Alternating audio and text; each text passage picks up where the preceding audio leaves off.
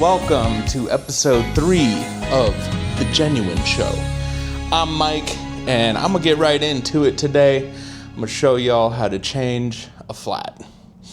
Now, this wheel came in, and it has a flat, and I'm gonna just teach you some terminology. This whole thing right here, this whole part is a wheel, and then you have the tire that's on the wheel, and then on the inside you have a tube.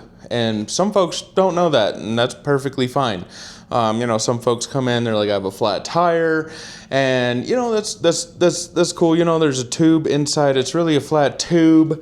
Now the tires are a lot harder to break. Essentially, they just wear down. Unless you really get a big hole or a puncture in it, you're really not going to have to change the tire,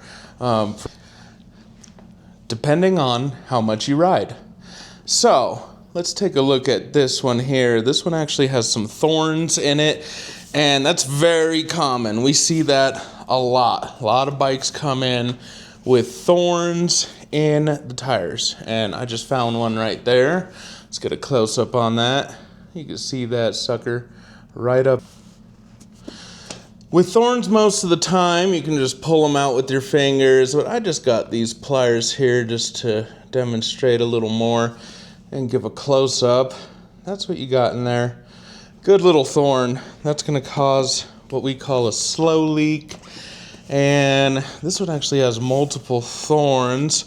Oh, I saw a bigger one. Look at that. Look at that sucker right there. Yeah. That's the culprit right there. So, those were the big ones. Generally, I like to take them out from the inside. So first things first, we're going to take this tire off and get to the tube that's on the inside. And all of that goes on the wheel. I'm just going to start using some terms here just so you start getting it in your head. That's really all it takes. Start looking at parts. You don't know what you're looking at till someone points it out. So from the last episode, this is the rotor, part of the brake system, and this thing right here is a skewer, and I'll be explaining that at a later time. So let's start here with taking this tire off. Start here with, now on this one I don't really need any levers, but levers are always a great tool. I always suggest a couple of levers in anyone's to-go bag on their bike, because you could get a flat out on the road and you could have a different tire that's a lot tighter, or you just got a new tire for your bike and you could have some trouble getting it off. So I use something like this. It's a lever. This one has a little scoop on the end. This one has a bigger scoop right there. So what you want to do is get this sucker in, scoop side into the tire. Sometimes it's hard to know, but you want to get that scoop up in there and kind of pull that out. See how that pulls out? I'm going to do it again and with the big scoop. Now, I forgot to mention also, always start away from, this one's a lot easier to use on all types of tires, but sometimes the smaller one's better in certain circumstances. Step one is you want to get this lever in, and you want to go around the whole wheel and just take that bead off.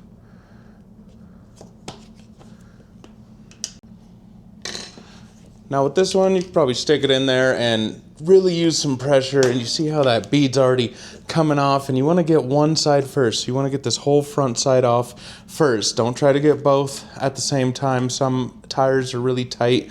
Best suggestion is just get one side off first completely. Now this one I could probably get off with some real good force, but some people, they don't want to use too much strength. I suggest having 2 levers with you at all times. You could have a tighter tire, a new tire, something you're just not used to, and something you didn't think about. It's always good to just have an extra lever. So I'm gonna do this right here. You pop that one in first. I'll do it over here. Check this out. So these have little divots in them right there, and that's going to be useful for these guys to hold on to a spoke See how that just latched in right there? So perfect. So you just remember, scoop it in. You can just set it right there. And I'll just apply some pressure with a thumb here, and then you go up in here, try to get right there. Boom. You see how I'm pulling more out? Now here's the key. If you're using two and you're really having a tough time, leave one in on this side. Don't take it out and try to continue the pattern. It's best if you leave this one in, and then you just keep going with this one as much as you can. Just keep popping it in where you can, and eventually you're gonna see a lot of that bead pop off. So if you're ever having a tough time, that's my suggestion. Use two levers, leave one in here, and that other one, it might be hard, it might be real tough, but eventually you'll be able to pop off enough to get a whole side off like this. Now look how easy this is once you get that bead broken. Now, remember I just did one side. You still have this side that's still on there. So you see, one side is still in there, this side is off. And you always want to do that because if you try to do both at the same time, it could get really tight on either end as you're trying to pull it off, because it doesn't have the help of all of this being outside. And just to get technical and show you some more terms, the rim is just this outer part right here of the wheel. On the inside, you have the spokes. In the middle right there, you have the hub. And all those components together make up the wheel again. And on the wheel, you got the tire, the inside of the tire, you got the tube, and there's even another part up inside there, but we'll get to it. So, now you've got one whole side off. This is something I forgot to mention also. Always start away from this valve. I should have said that in the beginning. I'm gonna pop this into the beginning. Always start away from the valve. What I mean by that is you don't wanna try to be pulling your bead off around the valve, because on the inside, you got the tube there, and the valve is just a harder section. See how solid it is? So if you're trying to pop in there and trying to compete with that, it's gonna be real difficult. So start taking the bead away from the valve on the other side. So what I'm gonna do here is stick this in here, and you wanna get it up in there until you feel it popping out the other side, okay? Now, same thing, if you're struggling, all you gotta do is pop that in there. As you can see, up in there, it has that second side. And you could essentially do the same thing if you're having a hard time. You could go up in there, and it's a little hard to see, but you could go up in there, and you see right there, that's the bead of the second one. And if you get your tool up in there and start plucking it out, see that? Boom. Then once you get to a good point, it just comes off like butter. See? Bam. And then the only thing that's still stuck in there is the valve. And that's why we do that last, because once you get the bead off of the tire and the rim, and I'll show you what the bead is here, then this valve will be able to push through and push out. Now, the bead, like I was saying, this part right here of the tire, all the way around, this end part, is called the bead. And sometimes they have a wire up in there to make it more stable. There are different styles of beads for tires that are tubeless, and we'll probably get to that in another episode. Not all bikes come with tubeless tires. Tires that are tubeless, obviously it means they don't have a tube in them. Now what they do is they have a stronger bead, and the rim is designed a little different, so that once you inflate it, the bead just latches on to the rim. And on the inside, they have what's called sealant. And if you've ever heard of like slime or something like that, it's like professional grade slime. and it's called sealant, and you squirt it up in there, and it's liquid. So if you ever get a poke or a prod from a thorn like the one that we saw, it'll just fill that hole up with the sealant and it'll dry. So it pretty much patches up your tire for you. But this one has a tube in it. So yeah, that's the bead there on the outside of the tire. Now, we're gonna take this tube out, but we wanna find out why it was flat. Even though I know that the flat came from thorns, I'm gonna put a little bit of air into that old tube and just put like 20 pounds of pressure in there, just enough so that it fills up like that. And you can hear right where the air's coming out of, little hole right there. So that's a dud. Here's our new tire. Now I like to fill up the new tire, the new tube, up with enough air just so it's inflated like this. Now, before you put that new tube into your tire, you're gonna wanna run your hands or a rag on the inside. Just be careful, because there could be something pokey in there that you didn't notice from before. So you just run your fingers on the inside of there, or a rag is good too, because it'll catch on any thorns or anything that might be up in there. I don't feel anything in there, and that's the inside of the tire there. Pretty smooth, but sometimes there will be a little thorn popping through right there. So get your new tube, you're gonna put it into your tire like so.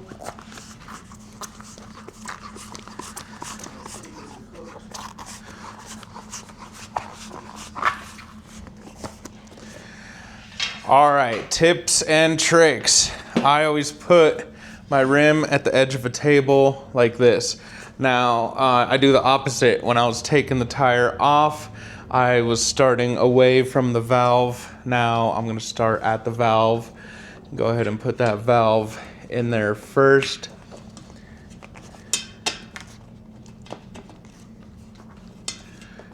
Here, and I'll even expose it like this so I can show you. There you go. You get that valve in there, and we're gonna focus on one side at a time.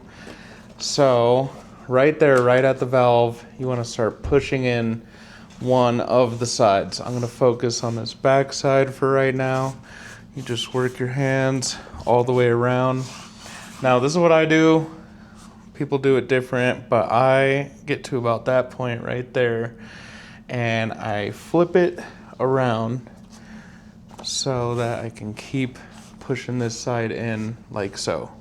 Now from this side, I can keep working my way up, and I'll show you on this side.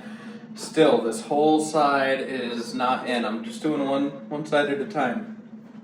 And if you need some extra help at this point, if you can see right up in here, you could get a lever and get it right up there on the rim, and then it can help you push that inside up on there. See, just that little part's left, and I could have used that lever to pop it in there. So now I have a whole side in. I'm gonna go back and start right back at the valve. The valve kind of makes it hard to, not hard, but it makes it a little more stable if you start at the valve, because the bead will set in right around the valve on the inside. And same thing, I'm working my way around till I get to like this point, and then I'll flip it around and finish the rest like this. And levers come in handy right here. Be careful not to pinch the tube. If you could see inside of there, the tube is just right there. Sometimes you need to let some air out the closer you get to finishing it. My light just beeped at me. What? I don't know why it does that. Probably because it's fully charged. When it's when it's 85% or more, you gotta unplug it because it has some internal battery issue because it's from China!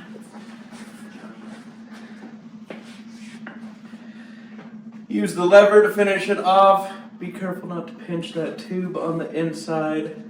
And let some air out if you need. If you feel it, like it's just too tight right there, don't be afraid to just let some air out of that tube.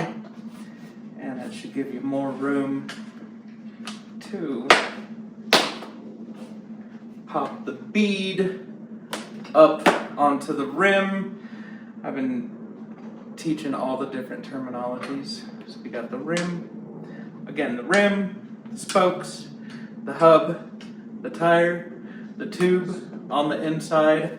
And I didn't even talk about the rim tape, but I will talk about that next time.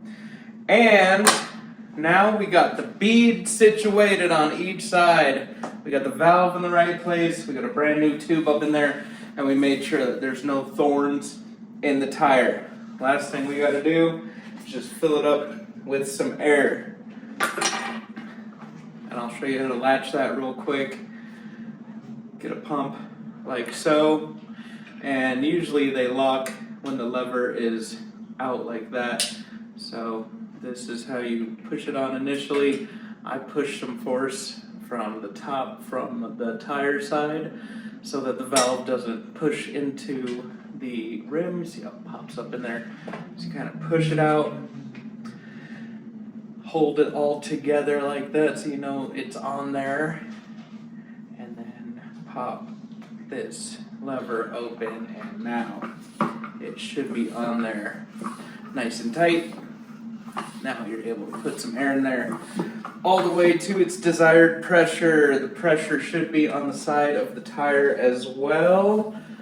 And I guess on this one it's not, but this size of tire should generally be pumped up to about 65, 70 psi. Do that real quick.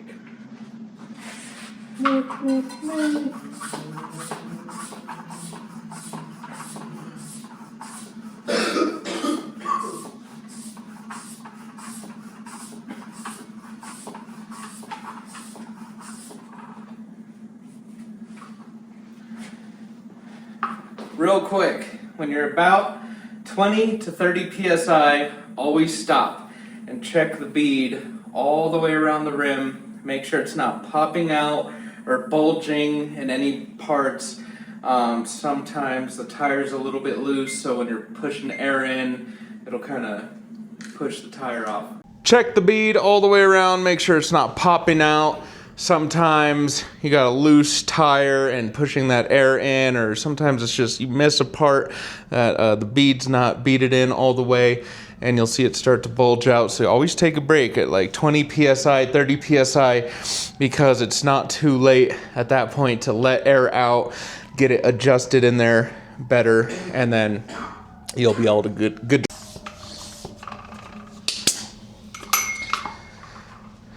And there you go.